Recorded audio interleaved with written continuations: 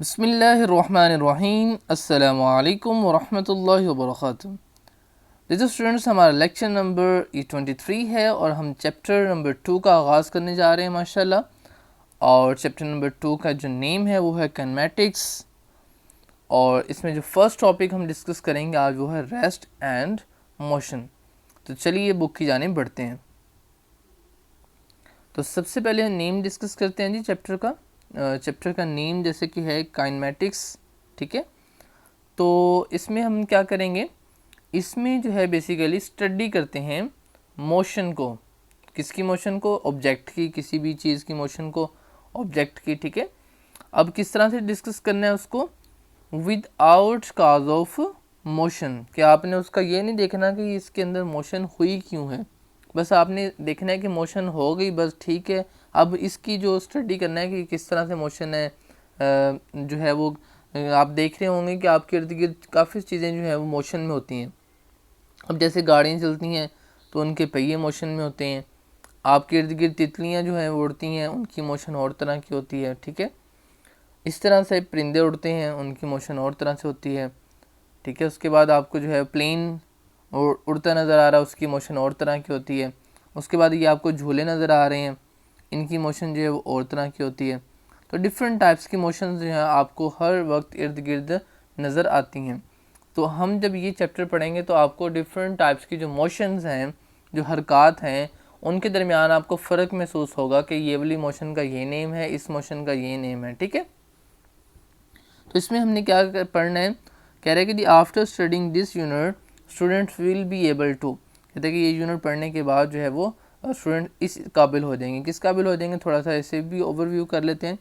Describe using example how objects can be at rest and in motion simultaneously. कहते हैं कि student बता सकेंगे कि एग्जाम्पल्स दे सकेंगे कि किस तरह से जो ऑब्जेक्ट्स हैं हमारे पास, जो एशिया हैं, वो एट अ टाइम रेस्ट में भी होती हैं और मोशन में भी होती हैं।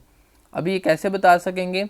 बिल्कुल इस तरह बता सकेंगे, देखें जैसे आप बस में हो, ठीक हो गया, आप बस में हैं और आपके साथ आप बैठे हुए हैं, आपके साथ भी जो है वो और पैसेंजर्स जो हैं मुसाफिर वो भी बैठे हुए हैं, ठीक है। और बस जो है वो चल रही है।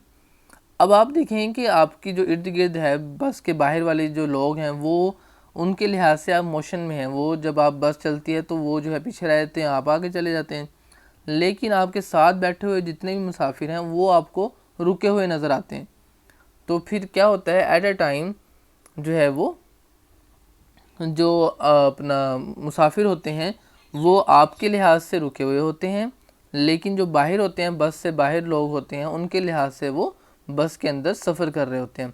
तो इस तरह सिमल्टेनियसली एक ही मौके पर एक ही टाइम में जो है वो रेफरेंस जब चेंज होता है देखने का, तो उसके हिसाब से रेस्ट एंड मोशन भी चेंज हो जाता है। इसके बारे में मज़ीद भी हम डिस्कस करेंगे। उसके बाद है जी identify different types of motion. Translatory motion, ठीक है, उसमें linear, random, circular, rotatory and vibratory motion and distinguish among them. हम जो है इस चैप्टर को पढ़ने के बाद मुख्तलिफ तरह की मोशंस को जब डेफिनेशन हम पढ़ेंगे तो इसमें हम फ़र्क करने के काबिल होंगे। Differentiate with example between distance and displacement, speed and velocity. कहता है कि आप ये चैप्टर पढ़ने के बाद डिस्टेंस एंड डिस्प्लेसमेंट, ठीक है, तो उसमें आप फ़र्क कर सकेंगे, ठीक है। डिस्टेंस मतलब फासला और डिस्प्लेसमेंट मतलब कम से कम फासला, ठीक है, शॉर्टेस्ट डिस्टेंस। तो खैर इसमें मज़ीद हम पढ़ेंगे। स्पीड और वेलोसिटी के दरमियान भी आप फ़र्क महसूस करेंगे और जानेंगे इनके दरमियान क्या फ़र्क है। उसके बाद differentiate with examples between scalar and vector quantities. Scalar और वेक्टर क्वांटिटीज़ का हम पढ़ेंगे, उनमें आप फ़र्क करने के काबिल हो जाएंगे। Represent vector quantities by drawing. आप ड्राइंग करके जो है वो वेक्टर्स को जाहिर करने के काबिल हो जाएंगे, ठीक है। Define the term speed, velocity and acceleration.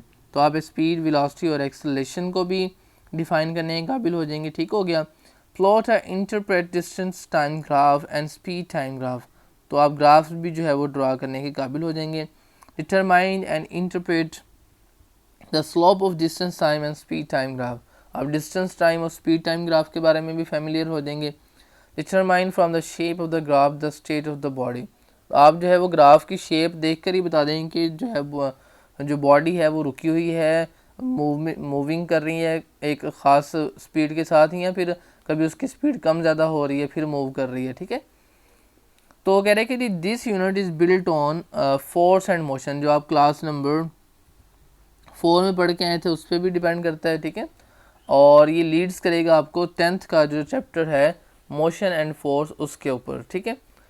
और इसके बाद क्या है जी हमारे पास, कह रहे जी कि calculate area under the speed time graph. अब जब आप स्पीड टाइम ग्राफ को डिस्कस करेंगे तो उसका एरिया फाइंड आउट कर सकेंगे, इक्वेशन ड्राइव कर सकेंगे, उसके बाद प्रॉब्लम्स को सॉल्व करेंगे जो एक्सेलरेटेड मोशन के हवाले से होंगी, ठीक है। और solve the problem to freely falling bodies using 10 metre per second square as acceleration due to gravity. आप ग्रेविटी को यूज़ करते हुए फ्री फॉल जो बॉडीज़ हैं जो ऊपर से नीचे गिरती हैं उनको, उनकी प्रॉब्लम्स को भी सॉल्व करने के काबिल हो जाएंगे, ठीक हो गया। उसके बाद है हमारे पास, अब हम थोड़ा सा पढ़ लेते हैं जी। The first thing concerning the motion of an object is kinematics. Kinematics इसको अब हम हाईलाइट कर देते हैं आपको जी। Kinematics is the study of motion of an object without discussing the cause of motion. तो ये आपके पास डेफिनेशन है काइनेमैटिक्स की, कि ये जो है मोशन को आप इसमें स्टडी करते हैं और without discussing the cause of motion. आप ये नहीं देखते कि मोशन हुई क्यों, आप फोर्सेस का जिक्र नहीं करते कि भी ये इधर फोर्स लगी तो ये पैदा हुआ, तो आप जस्ट देखते हैं कि भी हरकत हुई है, बस ये नहीं देखते कि क्यों हुई है। अब क्यों होती है, वैसे जब भी कोई चीज़ हरकत करती है तो उसके ऊपर कोई ना कोई फोर्स लगती है फिर ही वो हरकत करते हैं। जैसे आप बैट बॉल खेल रहे हो तो आप बॉल को बैट से ज़ोर से मारेंगे जी तो फिर ही वो मूव करेगी, ठीक है। इस तरह आप साइकिल चला रहे हैं तो आप पैडल मारेंगे तो साइकिल चलेगी, ठीक है। ऐसे बाइक चला रहे हैं तो बाइक में क्या होता है, इंजन जो है वो फोर्स लगा रहा होता है। तो आपने इस चैप्टर के अंदर ये नहीं देखना कि फोर्स कहाँ से आ रही है, आपने जस्ट क्या करना है, स्टडी करना है मोशन को, मोशंस के नेम पढ़ेंगे और जस्ट मोशन की जो है वो डिस्कशन होगी।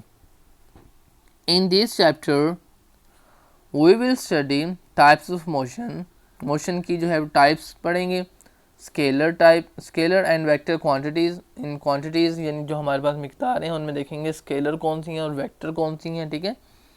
The relation between displacement, speed, velocity and acceleration, linear motion and equation of motion. तो कह रहा है कि जो जो चीज़ें हम पढ़ेंगे वो उसने नाम लिखे हैं, इंशाल्लाह नेक्स्ट लेक्चर्स में आप देखेंगे कि हम इससे डिस्कस करेंगे। तो अभी जो है हम पढ़ने जा रहे हैं वो है, आज जो है वो 2 डेफिनेशंस कवर करेंगे। एक तो हमने पहले कर ली है काइनेमैटिक्स की, ठीक है, ये आप राइट आउट करेंगे और याद भी करेंगे। उसके बाद है जनाब रेस्ट एंड मोशन। तो we see various things around us, कहता है कि हम अपने इर्द गिर्द बहुत सारी चीज़ें देखते हैं। Some of them are at rest while others are in motion, कहते हैं कि कुछ उनमें से जनाब रुकी होती हैं और कुछ हरकत में होती हैं। तो अब जनाब वो डेफिनेशन राइट आउट कर रहे हैं, ये बॉक्स के अंदर है इसलिए मैं इसे हाईलाइट नहीं कर रहा। कह रहे हैं कि a body is said to be at rest if it doesn't change its position with respect to its surrounding. कह रहे कि एक बॉडी, एक जिस्म जो है वो said to be at rest, rest में कहलाएगा कि हम कहेंगे जी ये रुका हुआ है, ठीक है। यानी एक जिस्म या एक चीज़ या एक बॉडी या एक ऑब्जेक्ट, ठीक है, उसे हम कहेंगे रुका हुआ है। कब कहेंगे रुका हुआ है, if it does not change, अगर वो चेंज नहीं करता। क्या चेंज नहीं करता भाई, इट्स पोजीशन, अपनी पोजीशन को। अब पोजीशन क्या होती है, अब पोजीशन होती है सराउंडिंग के हिसाब से, ठीक है। यानी अगर आप किसी जगह बैठे हुए हैं तो अगर दूसरे बंदे देखते हैं यार आप जो है वो दीवार के साथ बैठे थे तो आप जो है दीवार के साथ ही बैठे हैं, आप अपनी जगह चेंज ही नहीं की। जैसे ही आप दीवार से उठ के थोड़ा सा सहन में आएंगे किसी में तो आप कहेंगे लो जी अभी इसने हरकत की है, दीवार पे पहले बैठा हुआ था दीवार के साथ, अब जो है वो दीवार से इतने दूर हो गया, ठीक है। तो वो जो फासला होगा मुख्तलिफ जगह से, आपकी सराउंडिंग से, आपके इर्द गिर्द से, आपके इर्द गिर्द की जो चीज़ें हैं उनसे फासला जो होगा वो बताएगा कि आपने हरकत की है कि नहीं की, ठीक है। तो with respect to its surrounding, ठीक है, यानी अगर उसकी पोजीशन जो है वो उसकी जो जगह है वो चेंज होती है उसके इर्द गिर्द के लिहाज से, तो फिर हम कहेंगे कि ये वाली चीज़ जो है वो अपना रेस्ट के अंदर है। कब, if it does not change, अगर वो चेंज नहीं करता, जहाँ पे पड़ी है कोई चीज़ वहीं पे पड़ी रहती है और वो उसके अंदर कोई चेंजिंग आती नहीं है, तो हम कहेंगे ये चीज़ भाई रुकी हुई है। ठीक है, दोबारा से देख लेते हैं। A body is said to be at rest, एक बॉडी रेस्ट पे कहलाएगी कब? If it does not change its position with respect to its surroundings. अब सराउंडिंग्स क्या हैं जी? वो सराउंडिंग्स को थोड़ा सा एक्सप्लेन कर रहे हैं कि surrounding are the places in its neighbourhood where various objects are present. कहते हैं कि सराउंडिंग जो है, इर्द गिर्द से क्या मुराद है? इर्द गिर्द से कहता है मुराद ये है कि वो जगह जो उसके नेबरहुड में है। नेबरहुड मीन्स हमसाइयाँ हैं जो उनकी, यानी अगर जैसे मैंने बताया कि अगर कोई चीज़ दीवार के पास है तो सहन है, दीवार है, तो इर्द गिर्द वाली चीज़ें जो हैं वो जो उसकी हमसाया चीज़ें हैं। Where various objects are present, जहाँ पे मुख्तलिफ जो ऑब्जेक्ट्स हैं, जो एशिया हैं वो पड़ी हुई हैं, तो उसे कहते हैं सराउंडिंग। जैसे आप हैं, आपके इर्द गिर्द वाली चीज़ें जो पड़ी हुई हैं वो आपकी सराउंडिंग्स हैं।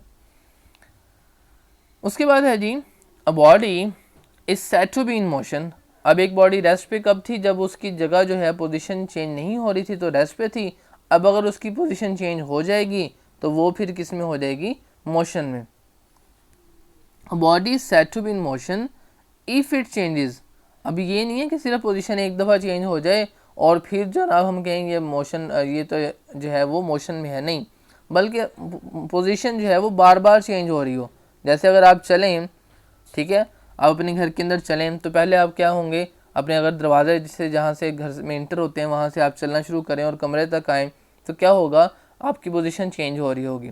कैसे? पहले आप दरवाजे के करीब होंगे बाहर वाले के, फिर आप दरवाजे से दूर होते जाएंगे और कमरों के पास आते जाएंगे, फिर कमरों से वापस जाएं तो फिर कमरों के हिसाब से आपकी पोजीशन चेंज होती जाएगी। तो इस तरह से है, ठीक है, कि a body is said to be in motion. जब आप हरकत करेंगे तो आपका फासला जो है वो पोजीशन जो है आपकी चेंज होगी ना। If it change its position with respect to its surrounding.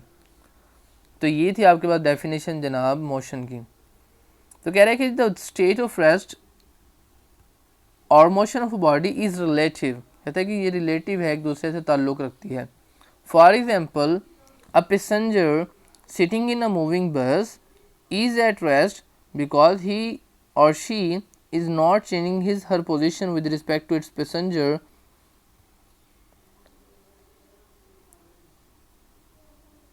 or objects in this bus. But to an observer outside the bus, the passenger and the object inside the bus are in motion.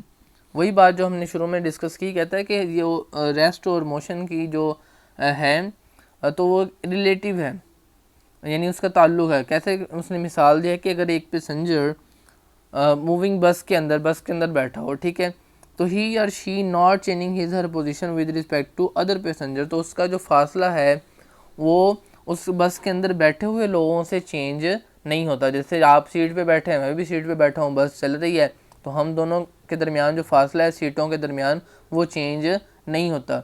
जब हम दोनों के दरमियान फासला change नहीं होता तो हम कहते हैं लो जी, उसकी डेफिनेशन के मुताबिक, रेस्ट की डेफिनेशन के मुताबिक हम दोनों किस में होते हैं? एक दूसरे के लिहाज से रेस्ट में होते हैं, ठीक है। अब क्या हुआ? अब लेकिन क्या होता है? With respect to other passengers और object in this bus but to an observer outside the bus. लेकिन जो शख्स बस से बाहर खड़ा होगा वो देखेगा लो जी बस तो जनाब 100 किलोमीटर पर जो है वो ओवर की रफ्तार से ये तो जा रही है, भागी जा रही है, तो लिहाजा वो कहेगा कि ये पूरी की पूरी बस जो है वो हरकत में है और सारे के सारे जो इसके पैसेंजर हैं वो भी उसके लिहाज से किस में होंगे? मोशन में होंगे, क्योंकि बस ने उसको पीछे छोड़ दिया और बस खुद आगे चलेगी और बस ने अपनी पोजीशन जो है वो चेंज कर ली। तो लिहाजा जो बाहर होगा ऑब्जर्वर, देखने वाला, मुशाहदा करने वाला, उसके लिहाज से जो बस है वो हरकत में होगी और पैसेंजर भी हरकत में होंगे। The passengers and the object inside the bus are in motion, तो उसके लिहाज से जो है वो मोशन में होगा। तो ये भी आपको आता हो कि अगर आ जाए कि जनाब जो है वो state of rest and motion of body is relative, give example, तो आप ये वाली एग्जांपल जो है वो देंगे, ठीक है, जिसको मैं अंडरलाइन कर रहा हूँ। तो ये है जी आपका टॉपिक आज का, और मिलते हैं नेक्स्ट लेक्चर में इंशाल्लाह। ओके जी, अल्लाह हाफिज़, अस्सलामु अलैकुम व रहमतुल्लाहि व बरकातुहू।